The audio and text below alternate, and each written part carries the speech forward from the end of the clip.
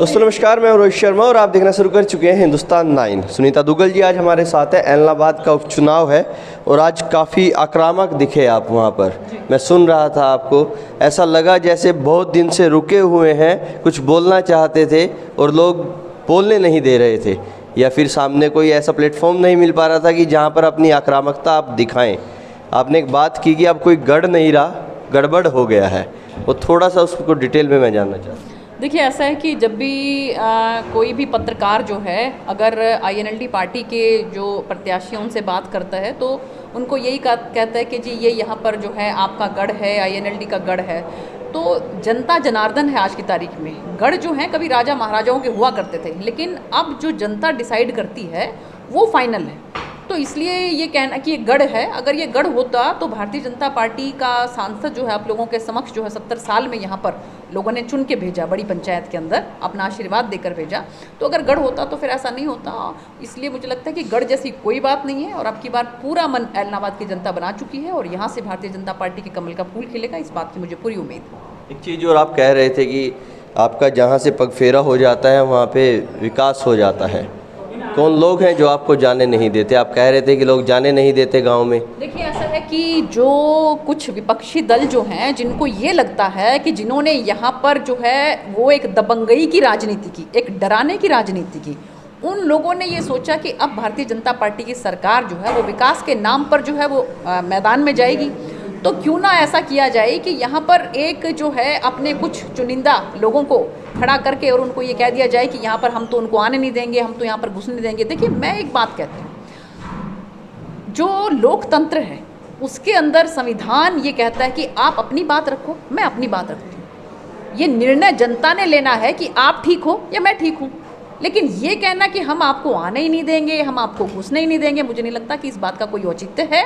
मुझे अपनी बात कहने का हक है, आपको अपनी बात कहने का हक है। मैं मेरी सरकार ने जो काम करे हैं वो रखना चाहूँगी और उन्होंने जो भी विधायक रहते हुए काम करवाए हैं, जो भी उन्होंने आज तक का विकास किया है, जो भी उन्होंने जनता के लिए आज तक किया है, वो जनता के बीच में लेकर जाएं।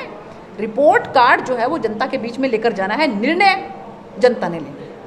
आज भी सामने से विरोध हो रहा था, आप बोल रहे थे, सामने से नारे लग रहे थे, उधर से मैं सुन रहा था सामने से नारा आ रहा है, मैं बोल भी नहीं सकता, ऐसे ऐसे नारे सामने से लगाए जा रहे थे। और तो माइक लगा लिया था सामने, कुछ लोग थे सामने। देखिए, मैं फिर यही बात कहूँगी कि विपक्षी दल जो हैं वो आड़ लेकर, आंदोलन की आड़ लेकर वो कोशिश कर रहे हैं कि सत्ता दल जो है वो धरातल पर ना जा सके। लेकिन मुझे नहीं लगता कि अब वो इसमें कामयाब हो रहे हैं, क्योंकि हमारी भारतीय जनता पार्टी की सरकार, हमारे नेता, सब के सब हमारे कार्यकर्ता, सब के सब चारों तरफ मैदान के अंदर हैं। और मुझे पूरी उम्मीद है कि अब की बार जो है वो सिरसा जिले में पहला कमल का फूल विधानसभा में पहुंचेगा और उसके बाद लाइन लग जाएगी, एक के बाद एक। आप देखना, ये 3 साल की बात है, इसके बाद जो है एक एक करके सारी विधानसभाओं के अंदर कमल का फूल खिलेगा। अच्छा सुनीता जी, एक चीज़ और मैं पूछना चाहूँगा, ऐसी क्या बात हो गई थी कि अपना कोई कार्यकर्ता नहीं था आपके पास, अपना कोई कैंडिडेट नहीं था, आपने कैंडिडेट ही आयात कर लिया दूसरी पार्टी से, जिस पार्टी के आपके गठबंधन वाले कल विरोध करते थे? दिग्विजय सिंह चौटाला का एक पोस्टर वायरल हो रहा है फ़ोटो के साथ, वो गोपाल कांडा जी का फ़ोटो उसमें लगा हुआ है, और उन्हीं को आपने कल तो आप उनका समर्थन लेने को तैयार नहीं थे, आज उनको आपने टिकट दे दिया। कौन सी गंगा से वो नहा कर आ गए, कौन सी गंगा में वो धुल कर आ गए, इतने पाक साफ वो हो गए? देखिए, ऐसा है कि गोविंद जी ने भारतीय जनता पार्टी का सदस्यता को ग्रहण किया। भारतीय जनता पार्टी की सदस्यता ग्रहण करने के बाद भारतीय जनता पार्टी के हर कार्यकर्ता की ये कह लो कि संवैधानिक तौर पर वो अपनी उम्मीदवारी जता सकता है। और इसी कड़ी में कम से कम 18 से लेकर 20 हमारी पार्टी के कार्यकर्ता जो हैं बीच में आए। उसके बाद ये हमारा जो वरिष्ठ नेतृत्व है वो निर्णय लेता है कि किस कैंडिडेट को जो है वो टिकट दी जाए, किस कैंडिडेट को मैदान में उतारा जाए। तो पूरे हमारे सभी नेतृत्व ने जो है वो निर्णय लिया और गोविंद जी को जो है मैदान में उतारा। तो मुझे नहीं लगता इसमें कहीं पे कोई दिक्कत वाली बात है। आप देखिए कि उन्होंने 4000 बेटियों की शादियाँ करवाई हैं, उन्होंने 50,000 के करीब बुज़ुर्गों की, माताओं की, बहनों की जो है वो आँखों का ऑपरेशन करवाया है। उन्होंने पिछले कोरोना काल में 25 से लेकर 30,000 लोगों को खाना खिलाया है। तो जो समाज सेवा में इतना काम करते हैं और आप लोगों के समक्ष करते हैं, आप जाकर इसको वेरीफाई कर सकते हैं। ये नहीं कि मैं हवा में कोई बात कर रही हूँ। आप पूछ सकते हैं, जिन लोगों के ऑपरेशन करवाए हैं उनसे जाकर आप इंटरव्यू ले सकते हैं कि क्या आपका उन्होंने गोविंद जी ने आप जो है ऑपरेशन करवाया कि नहीं करवाया। तो जो समाज सेवक ऐसा काम कर रहे हैं और वो भारतीय जनता पार्टी की उन्होंने सदस्यता ग्रहण की है, उसके बाद अगर पार्टी ने उनको उम्मीदवार बनाया है, तो मुझे नहीं लगता इसमें कहीं कुछ गलत बात है। एक और क्वेश्चन मैं करना चाहूँगा। सिंघू बॉर्डर पर अभी 3 दिन 4 दिन पहले एक हादसा हुआ। एक दलित हिंदू पंजाब के हैं, उनको बड़ी बेरहमी से काट दिया गया। वो बोलते रहे कि मुझे मार दीजिए, मेरी गर्दन काट दीजिए, लेकिन ऐसे मत कीजिए जो आप कर रहे हैं। सरकार पर भी उंगली उठ गई है। वहाँ से एक आदमी सामने से आया, उसने कहा ये सब मैंने किया है, और आके उसने अपना सरेंडर कर दिया। तो कब तक ऐसे लोग झेलते रहेंगे? कि ये क्या सरकार की नाकामी है? ना ही तो किसान आंदोलन को ख़त्म कर पा रहे हैं, ना बातचीत कर पा रहे हैं। इस तरह से लोग मारे जा रहे हैं। लखीमपुर की भी बात करें, भाजपा के 4 कार्यकर्ता वहाँ पर मारे गए। एक लड़का था अभी नहीं ज्वाइन किया था, वाल्मीकि समाज से था, वो भी यहाँ पर गाजीपुर में, उसका भी विरोध किया गया था। लगातार क्या लगता है इस आंदोलन के थ्रू कहीं ना कहीं टारगेट तो नहीं किया जा रहा है ऐसे दलितों पर? लगातार इस तरह की चीज़ें हो रही हैं। देखिए, ऐसा है कि जो अभी जो हादसा हुआ है वो सच में ही बहुत ही घृणित और बहुत ही कुकृत्य है, मैं ये कहूँगी। क्योंकि अभी मैं आते समय जो है एक हमारे किसी गुरुद्वारे में पाठी जो हैं, वो उनका स्पीच मैं सुन रही थी आते हुए, तो उन्होंने खुद इस बात को माना कि जिस तरह का काम ये किया गया है, इससे उनके पास उन्होंने बताया कि कनाडा से फ़ोन आया किसी हमारी बीबी का, और उन्होंने ये कहा कि मैं अपने बच्चों को सिख नहीं बनाना चाहूँगी, क्योंकि अगर सिख धर्म ये सिखाता है तो मैं कभी भी नहीं चाहूँगी कि मेरे बच्चे जो हैं वो सिख धर्म को धारण करें। तो आप सोच सकते हो कि हमारे बाबा गुरु नानक देव जी ने क्या कहा था? अव्वल अल्लाह नूर पाया, कुदरत दे सब बंदे, एक नूर तो सब जग उपजया, कौन पले कौन मंदे। और आप ये देखिए कि कोई आपके पास वीडियो नहीं है, कोई आपके पास प्रूफ नहीं है। आप जाते हैं वहाँ पर जय करने के लिए, नमस्कार करने के लिए, गुरु ग्रंथ साहब को वहाँ पर प्रणाम करने के लिए, और आपको सिर्फ ये कहकर जो है आपका अंग भंग किया जाता है, ये कहकर जो है आपको काट दिया जाता है कि आपने बेअदबी करी। कोई उसका वीडियो नहीं है, कोई उसकी जो है आपके पास प्रूफ नहीं है उस चीज़ का।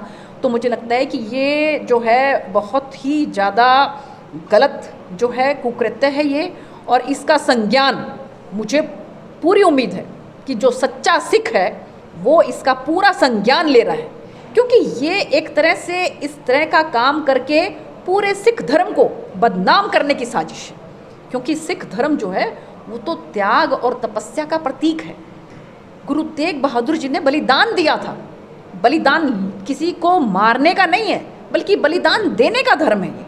तो मुझे लगता है कि सरकार भी इसमें संज्ञान ले रही है। आपने देखा होगा कि एक एक करके बहुत से जो हैं इसके अंदर उनको गिरफ्तार किया गया है जिन्होंने ये काम किया था, और आगे भी पूरी जो है इसकी जांच चल रही है, और इसकी जांच के बाद, पड़ताल के बाद जो भी इसके अंदर दोषी पाए जाएंगे उनको सख्त से सख्त जो है सज़ा दी जाएगी। इस बात का मैं आपको विश्वास दिलाती हूँ। देखिएगा, आसपास के जो गांव हैं, सिंघू बॉर्डर के जो आसपास में गांव बसे हैं, मैं अभी 2 दिन पहले था वहां पर, बातचीत कर रहा था। उन लोगों में खौफ है, वो लोग डरे हुए हैं कि हमारे बच्चे बाहर निकलेंगे। देखिए, किसी को नहीं पता कि ये चलिएगा कोई गुरु ग्रंथ की कोई चीज़ है, कोई सनातन धर्म से है, तो वो नहीं जानता है इन सब चीज़ों को। अगर वो बच्चे बाहर जाएंगे, बाई चांस किसी चीज़ को उनका हाथ पैर लग जाता है, तो उनके साथ ऐसा कुछ भी हादसा हो जाता है, तो सरकार कितनी सिक्योरिटी देने में उनको कामयाब रहती है? क्योंकि बहुत सारे लोग हैं, लगातार घटनाएं हो रही हैं, देख भी रहे हैं, हर किसी में एक डर है। पत्रकारों में भी डर है कि वहाँ पर हम जाएंगे, बाई चांस कोई वीडियो हमारा ऐसा मिल गया कि हमने इधर की बात दिखाई है, वो लोग तो वहाँ पे उन्होंने तो यही काम कर देना है, उनके तो हाथ चल रहे हैं। तो इसमें कितनी सिक्योरिटी सरकार की तरफ से मिल रही है, कितना संज्ञान में आप ले रहे हैं कि जल्द से जल्द इस चीज़ का निपटारा हो? नहीं, सरकार इसको बिल्कुल संज्ञान में ले रही है। आप जो है ये इस चीज़ को हमारे माध्यम से कह सकते हैं कि बिल्कुल इसमें डरने की या चिंता करने की ज़रूरत नहीं है। सरकार पूरा संज्ञान ले रही है, और बहुत से दोषियों को जो है वो गिरफ्तार किया जा चुका है। और इसके साथ साथ मैं ये कहना चाहूँगी कि जो अगर पहली बात तो ऐसा कुछ नहीं नज़र आता कि कहीं कोई बेअदबी हुई है। अगर कहीं ऐसा हुआ भी है तो हमारा संविधान सबको ये राइट देता है कि आप उसको पकड़कर पुलिस के अंदर करें, उसके अंदर कानून के हवाले करें, उसको कानून अपना काम करेगा। लेकिन खुद ये निर्णय लेना कि आप ये समझ लें कि आपको क्या चीज़ बेअदबी लगती है या क्या चीज़ बेअदबी नहीं लगती है, वो आप स्वयं उस चीज़ का संज्ञान लेकर और उसके बाद आप कानून को अपने हाथों में अगर लेते हैं तो मुझे नहीं लगता कि इसको सरकार जो है बर्दाश्त करने वाली है। सरकार सख्त से सख्त कार्रवाई करके और उन दोषियों के कड़ी से कड़ी सज़ा देगी। एक आखिरी सवाल के साथ ख़त्म करना चाहूँगा, ऐलनाबाद में विकास के कौन से मुद्दे आपको नज़र आते हैं कि हम इन मुद्दों पर चुनाव लड़ेंगे? कौन सी चीज़ें हैं? गांव में बहुत सारी समस्याएं नज़र आती हैं जब जाते हैं, बातचीत करते हैं लोगों से, तो आप भी कुछ एजेंडा लेके आए होंगे, तो कौन से ऐसे कार्य हैं जो ऐलनाबाद में आप लोग कराने वाले हैं? देखिए, ऐसा है कि आज मैंने एक एक करके सभी बातें आपको बताई, खासकर कागदाना की, जहाँ पर आज जो एक गांव है ऐलनाबाद का, 20 करोड़ की लागत से सिर्फ कागदाना के अंदर विकास के कार्य हमारी सरकार ने करवाए और 58 करोड़ की लागत से, जैसा मैंने बताया कि अंडरपास जो हैं पास हुए। केंद्र के काम अलग हैं और स्टेट गवर्नमेंट के काम अलग हैं। मैंने दोनों का एक एक करके अच्छी तरह से बखान किया और मैंने कहा कि सभी जितने भी हमारे छायाकार बंधु हैं अपनी कागज पेन निकाल लें और एक एक करके नोट करते जाएं।